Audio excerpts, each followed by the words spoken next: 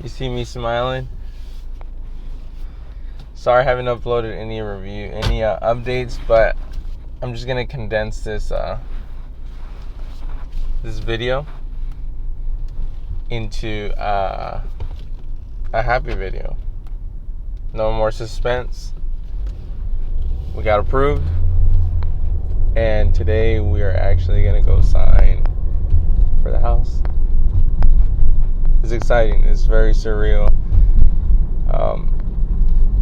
The excitement that I feel, it's unexplainable. It finally happened. So, long story short, we left on the appraisal had failed. We offered initially $260, and I am disclosing this now because today we're signing. I'll be uploading this later on, so it doesn't matter. So we shot for $260 and we did 0 option period, so we did no inspection on the home whatsoever. And the reason, a lot of people will say that's not smart, you shouldn't have done that. There's no one thing that I cannot fix when it comes to a home. If a pipe breaks underneath the slab, I just go to Home Depot, find someone who locate it. It costs $200 to find someone to locate where the pipe's busted. You start jackhammering it. You take this out in a wheelbarrow. It's work, obviously, but I know how to do the work, so I'm not worried about that.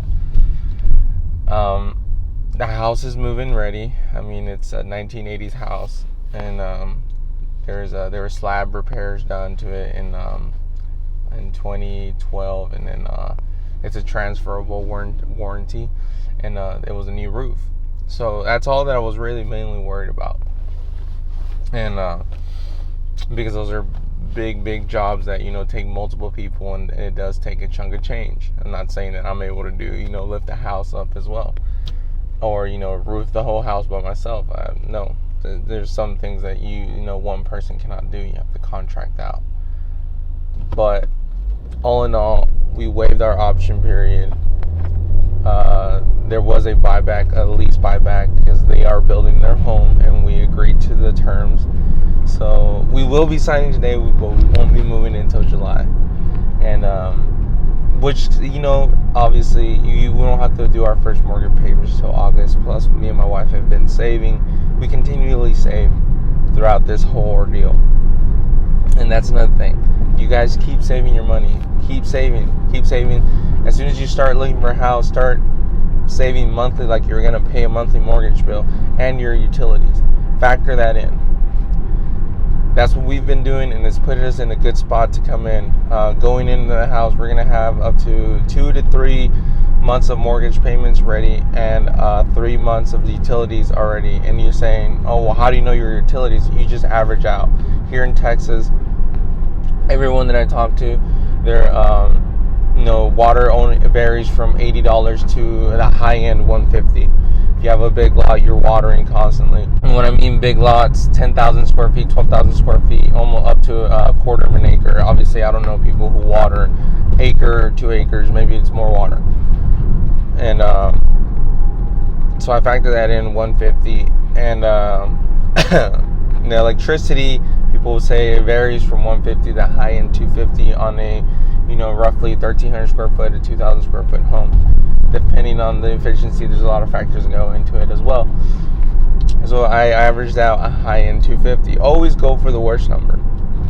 And then our internet and all our Netflix, all that stuff, that's almost essential nowadays with kids and the way of lifestyle of so that's another 150 for internet. We're not doing cable. And then gas on the high end during the winter breaks is higher, but on the average scale it's $50. So we have $1,650 just saved up for utilities, and 3 months mortgage payment. Which I rambled there, so let's get back to it. So $260, it failed the appraisal. The house was set on the market for $240. The appraisal came back for $244. We did not waive our appraisal, but the buyers did say they would work with us work with us within $10,000, meaning we offered $260,000. The house needed to come back at least at $250,000 for us not to give any out-of-pocket money. And we were kind of bummed out when it came back. We're like, man, out of 22 offers, they picked us, and everything sounded good. But God has a plan, and when God has a plan, He has a plan, and He's gonna make you go through some rough edges, but He's gonna even them out. And so the seller came back and said, you know what? If you guys can come up with $2,000 more, $2,000 more on the 244 that it was appraised for, so final price $246, $2,000 out of pocket, we'll close. Because they're building their home, obviously they're not in a pinch or so. They can easily sell this house for cash value, but they wanted to work with us. And then we were grateful. We said yes. So we didn't scramble for $2,000. My mother-in-law actually helped us out, and she gifted us the remaining that we needed. Bless her heart. And the rest is history. We got approved, and then today the funding is going to go through, at 2:30 p.m. We're going to sign 30 years of our life, which I have a plan to try to, knock it down at least 5-6 years down off our mortgage. And we'll be doing a lot of updates on the house. Follow us along this journey of the first-time home buyers. And we have plans. I have plans of demoing the whole kitchen. And there's this one plan I do have, and it's kind of so it's a huge project, but I've never done it before. Is adding an addition to this house. And it's not our forever home, so obviously, just ideas are just going through my head right now. Just like, I want to do this, I want to do that, I want to do this, I want to do that. Like, obviously, we don't know down 5-10 years from now. If it is it even worth it to add a second edition? We don't know.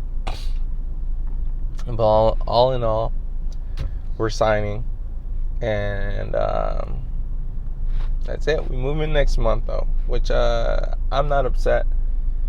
It gives us it makes me savor this moment a little bit more, because we are just gonna sign and not get the keys to the house. But I'm happy, and my wife's happy. The kids are happy, and like I said, there's a light at the end of the tunnel, guys. If you're looking for a house